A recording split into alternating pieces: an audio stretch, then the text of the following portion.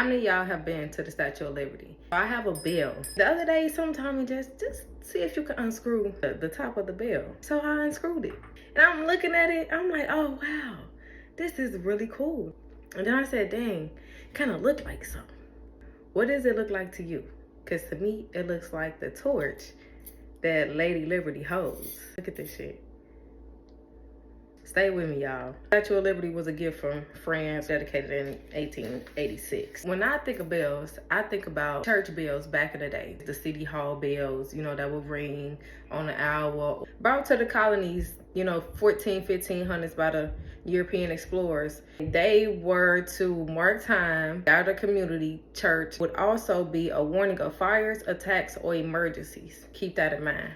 After the Civil War and Liberty was gifted, I started to think about, like, you know, what fires happened. So boom, mind you, I went to Ellis Island. I went to go see these museums, right? First thing I noticed when I walk in, it's nothing but photos of these Europeans coming on ships. I know you're probably like, oh, you done learned this in school, Ellis Island, woo woo. Listen. So I'm like, okay, interesting. What's going on here? You know, and you know, I think, like, you know, why would they give us this? You know, like, that don't look nothing like us. That's supposedly for the free slaves, robe, and you know what I'm saying? That ain't us, right? I'm gonna read this quickly. This is at the foot of Liberty. I know y'all got short attention spans, me too. It says Liberty symbols, meaning multiple meanings, right? The broken shackles signify the emancipation of enslaved people and the end of tyranny. The tablet in the statue's left arm represents the law. Written on the tablet in Roman numerals is the date of the American Declaration of Independence, July 4th, 1776. The 7 rays of the statue's crown represent a sunburst spreading enlightenment and reason throughout the world. Most significant of all, however, the torch and flame symbolize liberty enlightening the world. No poem brings the torch and flame to life more than the new Colossus. I said it right, Colossus. Written by Emma Lazarus in 1883. Lazarus characterizes the statue as the mother of exiles, with her torch offering worldwide welcome. Do you know what the fucking exile is? Do you know what an exile is? Here on the right side, it says the new Colossus. Not like the brazen giant of Greek France, with conquering limbs astride from land to land. Here at our sea-washed sunset gates shall stand a mighty woman with a torch, whose flame is the imprisoned lighting, and her name, Mother of Exiles. From her beacon hand glows worldwide welcome. You have a mighty woman with a torch whose flame is the imprisoned lighting. This is trap light. This is blindness, right? And her name, Mother of Exiles.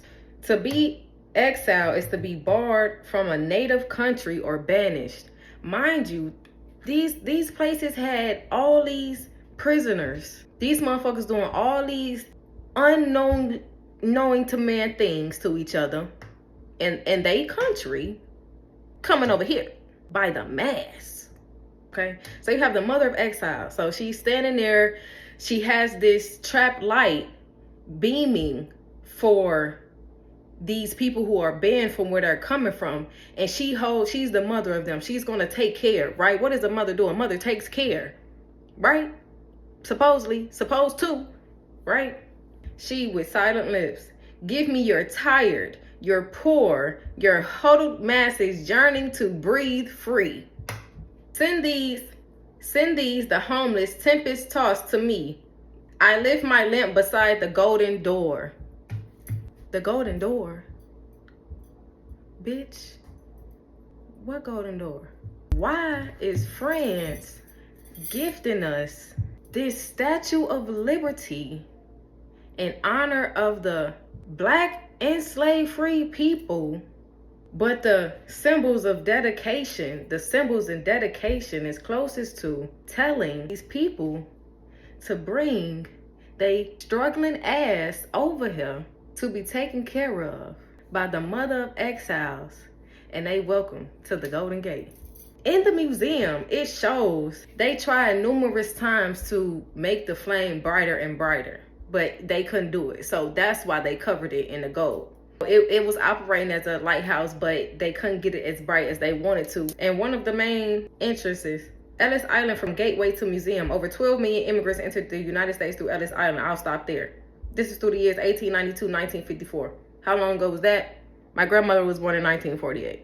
In the registry room, every day for over 2 decades, 1900 to 24, the registration room was filled with new arrivals waiting to be inspected and registered by immigration service officers. Over many days, over 5,000 people were filed through the space. Often, the best job opportunities were found in places where friends and families from the old country were already established. Alien arrivals in 1903. Total 951,227. How long ago do you think this was? It wasn't that long ago. No, it wasn't. Another thing they had in there that interests me, a map. Paths of migration, 1880 to 1924. It literally shows you how many people was coming from which direction. During most of the 19th century, the majority of immigrants to the United States came from England, Ireland, Germany, and Scandinavia. By the 1880s, the immigration pattern had expanded to include arrivals from Italy, Russia, and Australia. The peak years also saw significant numbers coming from other parts of the world, including Canada, Mexico, the West Indies, China, and Japan. So the statue was gifted. We have this migration, and then we have the world wars. There is no ending to this. If prisoners escaped here alone, let's just say the ones who are really dangerous here alone in the U.S. and prisoners escape, you don't think it would be a dangerous place? The only way, or truly cool about setting slaves free, is if they were able to control them in another way, which would be Christianity, right? Can I get some conspiracy theories up in this one? This ain't conspiracy though, this is facts. Tell me what y'all think. I'm curious.